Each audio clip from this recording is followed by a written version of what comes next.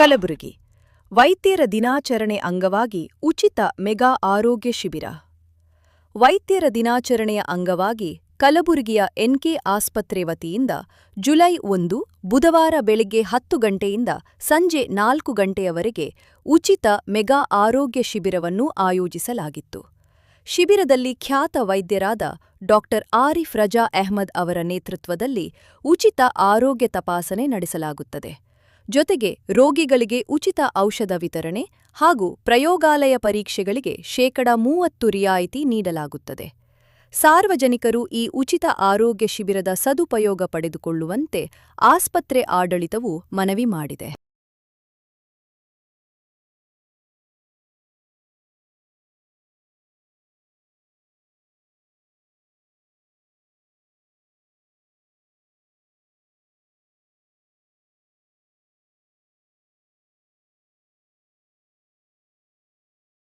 ಎಲ್ಲರಿಗೆ ನಮಸ್ಕಾರಗಳು. ನಾನು doctor Arif Raza Ahmad N K hospital. So ಇವತ್ತು ಡಾಕ್ಟರ್ಸ್ ಡೇ ಇದೆ.